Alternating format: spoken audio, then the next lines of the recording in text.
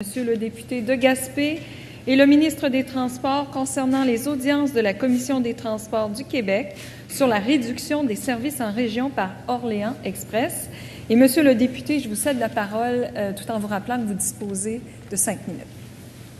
Merci, Madame la Présidente. Merci de me permettre de prendre la parole lors de ce débat de fin de séance sur un sujet extrêmement important. Nous avons eu un échange plutôt houleux, le ministre des Transports et moi-même. Ce n'est pas dans nos habitudes. Un dossier qui me tient très à cœur. Et je trouve important de pouvoir revenir sur la situation qui s'est passée tout à l'heure. J'aimerais commencer par faire un bref portrait de la situation du transport dans la région, de la Gaspésie notamment. Puis mon discours peut s'appliquer à beaucoup d'autres régions qui ont aussi des problèmes, notamment les régions dites éloignées, qui ont des problématiques de transport assez pointues. La situation de la Gaspésie est particulièrement inquiétante et commande des actions urgentes de la part du gouvernement, qui est un partenaire du développement des régions, un partenaire essentiel. Au niveau aérien, la région est dotée de quelques aéroports desservis par 2 compagnies, dont une exerçant pratiquement un monopole depuis plusieurs décennies. Et on a un service qui se limite finalement à l'appareil gouvernemental, compte tenu qu'un coût de billet, par exemple, d'avion, entre Gaspé et Québec ou Montréal peut varier entre 1 000 et 1 800 $ aller-retour, ce qui est vraiment un coût prohibitif. Si on parle du transport ferroviaire, le chemin de fer a cessé ses opérations du transport des marchandises et des passagers déjà depuis tout près de 4 ans. Donc, un outil de développement de moins pour la région, dans une région pourtant qui regorge de ressources naturelles. Donc, les moyens de transport autres que la route sont extrêmement importants, pour bien dire essentiels. Du côté du service par autocar interurbain, ce qu'on appelle généralement le service avec Orléans Express, propriété de la multinationale Keolis, bien, on est dans une situation où l'an dernier, la Commission des transports du Québec a autorisé la diminution de plus de 50 % des trajets d'Orléans vers la Gaspésie et même a permis de retirer le service complètement dans un tronçon qui est entre Gaspé et Grande-Rivière. Je rappellerai que Gaspé et Grande-Rivière, c'est le tronçon qui dessert notamment la ville de Percé, avec son fort potentiel touristique, le parc Forillon également à la pointe de la Gaspésie. Donc, la seule alternative qui demeure disponible pour l'ensemble de la population est souvent, malheureusement, d'utiliser leur propre voiture. Je pense au domaine de la santé également. Les gens qui suivent des traitements de radiothérapie, notamment pour le cancer, doivent se rendre à Rimouski. On parle de 900 km aller-retour avec la situation des transports que je vous ai expliqué. Donc, c'est un dossier qui est extrêmement important. Présentement, nous sommes confrontés à une problématique qui a fait l'objet d'une question au ministre cet après-midi. Comme député, je trouve inacceptable que la Commission des transports du Québec, l'an dernier, en octobre 2014 précisément, a autorisé Orléans à diminuer son service de 50 % et même de l'enlever sur une partie du territoire, le secteur de Percé-Gaspé. Et on avait convenu à l'époque, puis là je cite l'engagement de la Commission, on dit sa mission consiste à accroître le comportement, je m'excuse, c'est l'article 456 plutôt, d'octobre 2014, dans le jugement, la décision de la Commission. La Commission disait la chose suivante, on disait « La Commission comprend que les intervenants du milieu tenteront de trouver avec Orléans des solutions acceptables pour tous et en conséquence, la Commission convoquera de nouveau Orléans en audience publique dans 1 an de la date de la présente décision afin de procéder à une analyse de la situation. » On apprend que Orléans est convoqué, mais strictement pour des fins de vérification des états financiers d'Orléans. Autrement dit, on veut évaluer est-ce que la pauvre petite multinationale a réussi à sauver de l'argent depuis qu'elle donne un service coupé de plus de la moitié dans les régions. Donc, la préoccupation de la Commission est davantage axée vers les résultats financiers de l'entreprise, mais cette même commission-là, qui est un tribunal administratif, qui est là pour, dans sa mission, et là je cite, dans la mission de la Commission, on dit sa mission consiste à accroître le comportement sécuritaire des transporteurs, à favoriser une offre de services de transport qui répond aux attentes des citoyens et citoyennes et à soutenir l'équité dans l'industrie du transport.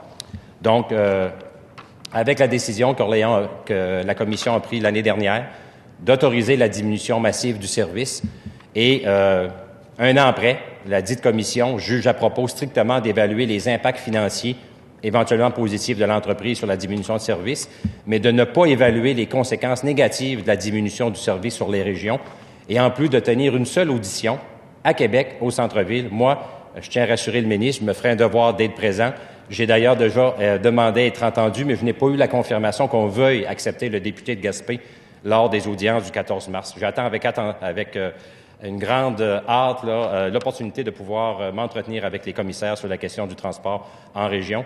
Donc, ma question, est-ce que le ministre trouve normal, acceptable que la Commission agisse de cette façon et oblige, par exemple, un comité de bénévoles de Percé à faire 1400 km, tout près de 1500 km pour venir défendre leur position ici à Québec, alors qu'il aurait été de mise qu'on ait des auditions également dans les régions. Merci. Alors, merci beaucoup, Monsieur le député. Maintenant, Monsieur le ministre, à vous la parole et vous disposez aussi d'un temps de parole de 5 minutes. Je vous remercie, Madame la Présidente. D'abord, je veux saluer encore une fois mon collègue, député de Gaspé. La discussion qui a eu lieu cet après-midi, c'est pas la situation de la Gaspésie, c'est la situation de l'ensemble du Québec. C'est l'ensemble du Québec qui est un immense territoire, avec des populations concentrées, mais aussi certaines régions plus éloignées. La Gaspésie en est une région extraordinaire, et avec une petite population, mais qui a cet immense avantage d'occuper le territoire. J'en ai parlé cet après-midi, je le répète, Madame la Présidente, si on veut avoir un Québec fort, il faut occuper notre territoire. Il faut être chez nous, partout au Québec. Et dans cette perspective-là, et le député a fait mention un peu de débats houleux, je vous dirais que ça fait pratiquement une dizaine d'années que je suis proche de l'appareil gouvernemental. Ma préoccupation a d'abord été les régions, au point où je me suis fait reprocher par les deux grands centres, Québec et Montréal, de ne pas m'être suffisamment occupé d'eux. On pensera par exemple à la Pointe-Noire, qui est un dossier récent où on a eu à cette île à faire en sorte qu'une multinationale qui littéralement tenait le Québec en otage pour l'extraction et surtout le transport de son minerai venant du Nord, c'est un dossier qui m'a été confié par le premier ministre et sur lequel j'ai travaillé fort, avec des résultats. Aujourd'hui, la Pointe-Noire est désenclavée. Aujourd'hui, le nord du Québec est capable d'exporter son minerai. Je pense par exemple à une société où, quand j'étais chez Investissement Québec, en Abitibi, il y avait une société qui s'appelait Temlam, qui a coûté beaucoup de millions, de dizaines de millions de dollars à l'État. Et cette entreprise-là a fermé. On a eu une offre avec une société qui s'appelle Forex. Et finalement, on a fait le travail avec Forex et on a reparti cette entreprise-là de 350 emplois en région. Stornoway, une mine de diamants. Je suis toujours fasciné de voir comment on découvre dans des territoires, mais complètement inconnus, au nord de Chibougamau, 1h30 en hélicoptère au nord de Chibougamau, pour découvrir des diamants. On l'a fait. On l'a fait, puis aujourd'hui, c'est une de nos richesses, c'est une de nos fiertés. Mais beaucoup plus près, et le député de Gaspé le sait, on a eu à se battre ensemble pour Mécanisme, pour conserver des emplois, créer des emplois en Gaspésie. D'abord pour la construction, ce qui est important. Je pense qu'il y a un boom qui est important là-bas actuellement, mais qu'il y aura de façon continue de bons emplois qui vont opérer la cimenterie Mécanisme. En Gaspésie, je rappellerai aussi aux députés qu'à Nouvelle, il y a une usine qui s'appelle Temrex. Et Temrex, lorsque j'étais président d'Investissement Québec, on a eu des discussions à savoir avec le conseil d'administration. Est-ce qu'on garde cette entreprise-là ou est-ce qu'on la ferme? Et on a décidé de la garder parce que c'était des bons emplois en Gaspésie. Ce qui m'a un peu choqué aujourd'hui, puis à certains moments, on passe à travers notre chapeau, mais ce qui m'a choqué un peu, c'est qu'on remette en question cette préoccupation-là que j'ai pour les régions, considérant que la Commission des Transports du Québec avait annoncé, c'était dans les journaux du matin, à l'effet que c'était disponible par vidéoconférence. Personnellement, je dois vous avouer que depuis que j'ai des systèmes de vidéoconférence, on voyage beaucoup moins. La haute définition, la dimension des écrans fait en sorte qu'on est à peu près présent. Et justement, quand on travaille sur de vastes régions, il y a lieu à ce moment-là d'utiliser ces technologies nouvelles-là. Je vous lis simplement la convocation, la partie importante, la convocation de la Commission des transports, la Commission de transport du Québec, et c'est en date d'aujourd'hui, annonce que toute personne ou organisme intéressé pour se faire entendre lors de l'audience publique qui fera un suivi de la décision ayant autorisé à l'automne 2014 la diminution de plusieurs services interurbains de l'entreprise Autocar Orléans Express. L'audience se tiendra le lundi 14 mars, comme le député l'a souligné avec exactitude, et à toute autre date dans les besoins de la commission située au 7e étage. Mais on dit aussi salle de conférence située au 152 rue Jacques-Cartier à Gaspé. au cœur de votre comté, Monsieur le député. Salle Rimouski-Neigette, 101.11, située au 92, 2e rue Ouest, à Rimouski. Ce qui veut dire que par les technologies nouvelles, par les technologies qui sont les nôtres, celles du 21e siècle, il est possible maintenant de tenir une audience comme si on était là.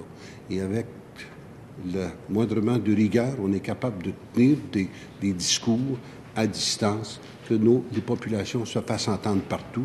Et ces technologies de demain sont celles qui vont prévaloir pour longtemps et sont celles qui vont faire en sorte que la Gaspésie est capable de se faire entendre, peu importe sa distance. Je vous remercie, Madame la Présidente.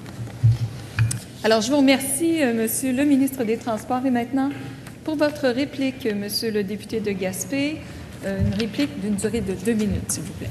Merci, Madame la Présidente. Je retiens de l'intervention du ministre beaucoup de présentations de dossiers économiques à travers l'ensemble du Québec et je suis fier d'entendre qu'il y a des investissements dans l'ensemble des régions. Mais je rappellerai au ministre en tout respect que l'interpellation d'aujourd'hui était sur la question des transports. Et j'ai pris la peine de faire un préambule, je crois, assez complet pour expliquer la situation du train, la situation de service aérien, la situation d'Orléans. Et malheureusement, j'ai pas eu beaucoup de réponses là, à ces dossiers-là qui sont dorénavant sous sa responsabilité. Je rappellerai également que le chemin de fer, entre autres, a été acquis par le gouvernement du Québec en avril 2015, l'année dernière. Et après bientôt 1 an, aucun investissement n'a été réalisé sur le chemin de fer, ce qui fait en sorte que, notamment un train touristique pour la Gaspésie, le fameux train L'Amiral, qui opérait depuis 2 ans, a dû interrompre son service parce qu'il y a un seul pont qui n'est pas réparé. Ça prive, entre autres, le milieu de tout près d'1,5 million de revenus pour l'industrie touristique dans la région. Donc, on attend également des nouvelles du côté du gouvernement, qui est le nouveau propriétaire du chemin de fer. J'ai déjà eu l'occasion de commenter l'effet que juste le démantèlement du chemin de fer vaudrait entre 10 et 20 millions et le gouvernement du Québec l'a acquis pour 3,9 millions. C'est une bonne affaire pour le gouvernement. On en est content, mais on espère que le gouvernement va investir dans cet investissement-là, qui est le chemin de fer, pour permettre à la région de se doter d'un moyen de transport essentiel. Je reviens à la question d'Orléans Express. Oui, il y a des vidéoconférences qui ont été mis à la disposition des gens de la Gaspésie, notamment dans les autres régions aussi. Je le souhaite, je l'espère toujours. Mais je rappellerai qu'une vidéoconférence qui se tient à Rimouski et à Gaspé, il y a 1000 km de distance entre les deux pour ceux qui demeurent à mi-chemin entre ces 2 points-là. Donc, c'est un moyen, je dirais, on peut parler de complémentaire, mais il reste qu'il n'y a rien comme une bonne rencontre devant les gens qui peuvent exprimer clairement leur position. Merci. Alors, je vous remercie.